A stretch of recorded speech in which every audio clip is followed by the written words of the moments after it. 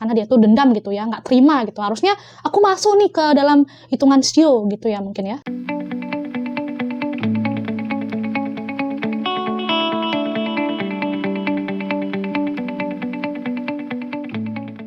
Hai good mood, apa kabar nih mood kalian hari ini? Semoga mood kalian dalam keadaan good ya, dan semakin good lagi setelah menonton video ini. Oke, di videoku kali ini aku akan ngajak kalian diskusi tentang shio. Nah, shio itu berbeda dengan zodiak ya good mood. Kalian mungkin sudah familiar dengan zodiak, karena kalian pasti udah tahu deh zodiak kalian apa. Karena zodiak itu kan ada Cancer, Sagittarius, ada Aquarius, Pisces, Libra, dan lain sebagainya. Nah, kalau shio, kalian tahu nggak nih shio kalian apa? Nah, buat yang belum tahu, yuk langsung aja kita lanjut ke videonya.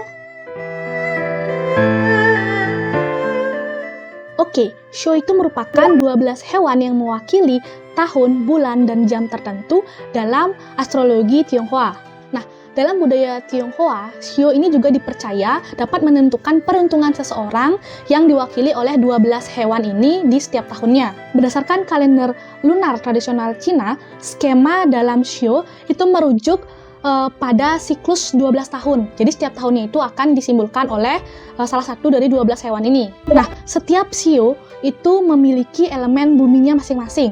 Nah, elemen bumi ini akan diurutkan berdasarkan urutan dan sifatnya masing-masing. Nah, urutannya itu adalah dari kayu, lalu api, air, tanah, dan juga logam. Nah, 5 elemen tadi itu dipengaruhi oleh konsep filosofi keseimbangan yin dan yang. Berdasarkan ilmu Cap Ji Shio atau 12 horoskop, itu biasanya hanya akan menyinggung atau menjelaskan tentang shio berdasarkan tahun kelahiran aja.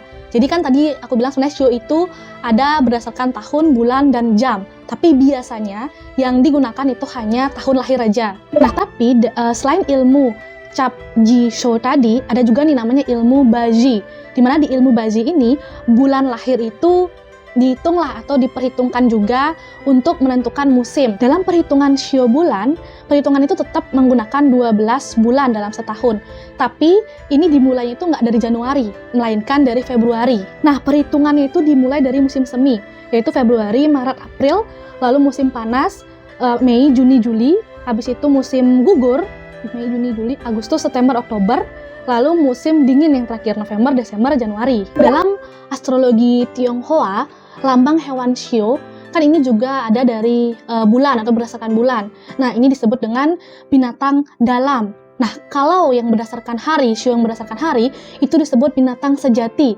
Nah, sedangkan shio berdasarkan jam, itu disebut dengan binatang rahasia. Nah, dengan kata lain, misalnya nih seseorang yang memiliki shio naga berdasarkan tahun. Nah, orang ini juga bisa memiliki shio ular berdasarkan bulan kelahiran. Jadi, shio kalian kalau dilihat dari tahun lahir dan bulan lahir itu bisa berbeda. Menurut legendanya nih good mood ya, sebenarnya 12 hewan yang menjadi shio ini itu udah ada dari awal peradaban Tiongkok. Jadi udah lama banget. Nah, saking lamanya, jadi sampai sekarang masih belum diketahui kapan tepatnya pertama kali adanya shio ini, atau dari kapan sih awal banget shio ini dibuat, itu kapan tuh belum diketahui. Tapi karena hal ini jadinya banyak ada cerita dan legenda yang kayak dibuat lah karena melihat sejarahnya juga. Oh, ternyata shio itu dari sini nih mulanya gitu. Jadi banyak legenda dan cerita-cerita rakyat. Nah, legenda yang paling terkenal itu adalah dari legenda kisahnya si Kaisar Giok. Nah, Kaisar Giok ini menetapkan bahwa penanggalan di tahun itu akan ditentukan oleh hewan-hewan yang datang secara berurutan ke kediaman si Kaisar Giok ini. Nah, hewan pertama yang mendengar undangan ini adalah kucing dan juga tikus. Nah, tapi kucing dan tikus ini nggak bisa berenang. Walaupun mereka nggak bisa berenang, kucing dan tikus ini tuh hewan yang pandai saat itu. Nah, akhirnya si kucing dan tikus ini meminta tolong kepada kerbau agar bisa naik ke punggungnya kerbau. Nah, karena kerbau ini baik hati, akhirnya ia mempersilahkan si kucing dan juga tikus itu untuk naik ke punggungnya dan menyeberangi sungai.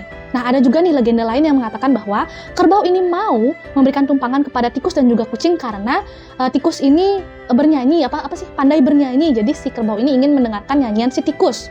Nah, ketika si kerbau ini sudah hampir sampai di tepi sungai, jahatnya si tikus ini adalah dia itu mendorong si kucing. Didorong, habis itu dia hanyut ke sungai. Dan setelah mendorong si kucing, si kelinci ini lompat dari punggung kerbau dan akhirnya menuju ke tempat Kaisar Giok. Jadi sampai sekarang kita ketahui bahwa shio pertama itu kan shio tikus. Nah, karena kejadian inilah si tikus ini menjadi shio pertama, lalu diikuti oleh shio kedua kerbau. Nah ya, kucing itu ya udah dia hanyut gitu aja. Lalu di urutan ketiga itu ada si macan yang datang. Nah, macan ini walaupun dia punya kekuatan lari yang cukup kencang, si macan ini sempat terseret arus hingga ke hilir. Sampai akhirnya dia berenang lagi dan sampai di kediamannya Kaisar Giok ini, makanya dia ada di urutan ketiga. Lalu hewan keempat yang sampai di Kaisar Giok ini adalah kelinci. Nah, kelinci bisa melewati sungai itu karena dia melompati batu-batu yang ada di sungai itu. Jadi dia menginjak-injakkan kakinya dengan di batu-batu tersebut. Tapi sialnya saat itu ada batu yang nggak bisa dia pijak, hilang gitu batunya. Nah, akhirnya syukurnya itu ada kayu yang lewat. Akhirnya si kelinci ini berpegangan sama kayu ini untuk sampai di tepi sungai. Nah, karena saat itu aliran sungainya itu tidak cukup untuk membawa si kelinci ini sampai di tepi sungai, datanglah naga. Naga ini yang membantu menghembuskan nafasnya ke kayu itu agar bisa mendorong si kelinci sampai di tepi sungai. Jadinya kelinci ada di urutan keempat. Lalu si naga sebelum dia itu mendorong kelinci, dia melakukan tugasnya di sebuah desa, yaitu menurunkan hujan di desa tersebut. Nah, setelah menurunkan hujan itu, baru dia menolong kelinci dan dia pergi ke tempat Kaisar Giok. Jadinya naga ini ada di posisi ke-5. Setelah naga, datanglah kuda. Tapi betapa kagetnya si kuda karena ada ular yang bersembunyi di tapal si kuda. Karena terkejut, kuda itu kaget, akhirnya kayak mundur gitu, dan si ular lah yang sampai di kediamannya Kaisar Giok. Jadinya si ular ada di urutan ke-6 dan sayangnya si kuda jadinya ada di urutan ke-7. Nah, setelah si ular dan si kuda, datanglah kambing, monyet, dan juga ayam. Nah, mereka ini datang bersamaan. Nah, kenapa mereka bisa datang bersamaan? Karena awalnya si ayam ini menemukan rakit di tepi sungai. Akhirnya ayam itu naik ke rakit ini, lalu ditarik oleh si monyet dan juga si kambing. Makanya mereka bertiga ini bisa sampai di tempat Kaisar Giok itu bersamaan. Nah, karena tiga hewan ini tuh datangnya bersamaan dilihat oleh si Kaisar Giok, akhirnya diberikanlah mereka nomor sesuai dengan usaha yang sudah mereka lalui lah selama di sungai. Jadi di nomor ke-8 itu adalah kambing, ke-9 adalah monyet, ke-10 adalah ayam. Karena kan ayam itu cuma diam di atas rakit aja. Lalu hewan ke-11 yang datang itu adalah anjing. Nah, walaupun kita sendiri tahu ya kalau anjing itu pelari dan perenang yang hebat, tapi konsentrasinya anjing itu buyar saat di sungai. Si anjing ini malah asik bermain dengan air di sungai dan dia tuh lupa kalau dia tuh harus ke tempatnya Kaisar Giok. Nah, itulah yang menyebabkan kenapa dia tuh jadi di urutan ke-11, datang setelah ayam, kambing dan juga monyet. Nah, setelah itu di urutan terakhir yaitu urutan ke-12 itu ada babi. Nah, sebelum datang ke kediamannya si Kaisar Giok, si babi ini sempat-sempatnya nih makan dulu. Terus habis itu di dalam perjalanan, terus panjang perjalanan dia tidur. Ya udah, karena makan dan tidur dulu, akhirnya dia tuh sampai paling terakhir. Jadi dialah di urutan 12. Nah, gimana nih kabarnya si kucing? Kan kucing itu sempat tahu lah dan harusnya masuk dong ke 12 shio ini. Ya sayangnya karena si kucing sudah dihempaskan oleh si tikus, dia itu nggak masuk ke 12 shio karena kan udah pas tuh ada 12 penanggalan. Ya udah, ada 12 hewan yang datang berdasarkan urutan. Nah, karena kejahatannya si tikus ini juga lah yang menyebabkan sampai sekarang kucing itu selalu mengejar tikus karena dia tuh dendam gitu ya, nggak terima gitu. Harusnya aku masuk nih ke dalam hitungan shio gitu ya mungkin ya. Nah, selain legenda Kaisar Giok ini, ada juga nih legenda lain yang mengatakan bahwa ada seorang dewa yang mengadakan perjamuan dan mengundang 12 hewan. Kok 12 sih? Yang mengundang hewan-hewan di bumi. Nah, waktu itu yang pertama kali dengar tuh si tikus juga.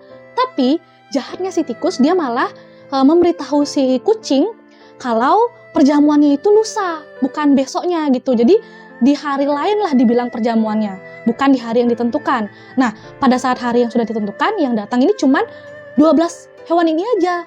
Nah, saat itu si kucing masih nggak tahu nih kalau saat itu hari perjamuannya. Dia malah tetap taunya hari perjamuan itu di hari berikutnya atau di hari lain gitu. Nah, makanya si kucing itu tetap nggak masuk di 12 shio ini. Ada juga nih legenda dalam Buddha. Dikisahkan Gautama Buddha itu saat masih di bumi, dia itu memberikan kesempatan kepada hewan-hewan untuk bertemu dengan dia. Jadi dia menyebarkan undangan lah, si Gautama Buddha ini menyebarkan undangan ke semua hewan, tapi sayangnya saat itu yang datang hanyalah 12 hewan. Nah, untuk menghargai kedatangan 12 hewan ini, akhirnya Gautama Buddha itu memberikan mereka, memberikan nama-nama mereka itu akhirnya disematkan di masing-masing tahun, sesuai dengan urutan kedatangan hewan-hewan ini. Nah, kalau misalnya nih kalian belum tahu kalian itu shio-nya apa, nah aku kan ngasih tau kalian berdasarkan tahun, bulan, dan juga hari, jam. Nah, kalau misalnya nih sekarang, kalau dia dari tahun, shio berdasarkan tahun lahir, misalnya nih, aku lahir di Juni 1997, jadi bisa dilihat nih, Februari tanggal 7, 1997 sampai Januari di tahun 1998, itu shio-nya kerbau, dan elemennya itu adalah yin api. Shio berdasarkan bulan. Nah, tadi kan aku udah bilang kalau shio bulan itu menentukan musim. Nah, di sini ada musim semi, musim panas, musim gugur, dan musim dingin. Nah, di sini juga bisa dilihat itu berdasarkan zodiak kalian. Misalnya zodiak kalian itu adalah Cancer. Nah, sekarang Cancernya di tanggal berapa nih? Kalau misalnya tanggal 22 sampai tanggal 6 Juli itu berarti shio bulan kalian adalah kuda. Jadi kuda api. Terus, kalau misalnya di tanggal 7 Juli sampai 22 Juli itu berarti shio kalian adalah kambing api. Elemennya masih sama, elemen api, karena selama musim panas itu elemennya api. Jadi selama musim semi itu elemennya kayu, musim panas elemennya api, musim gugur logam, musim dingin air. Nah, kalau hari kalian harus tahu kalian itu lahir di hari apa.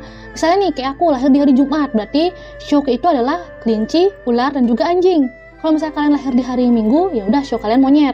Lalu shio berdasarkan jam. Nah, ini lebih spesifik lagi. Kalian harus tanya ke orang tua kalian tuh lahir di jam berapa.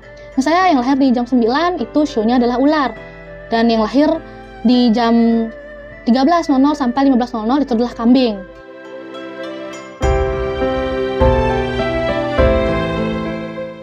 Nah, gimana nih menurut kalian Good Mood tentang legenda dan juga asal-usul dari shio?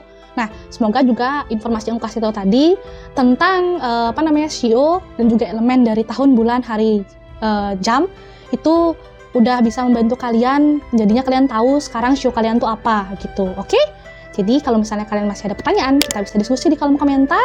Terima kasih telah menonton video ini sampai habis dan sampai jumpa di video berikutnya. Dadah.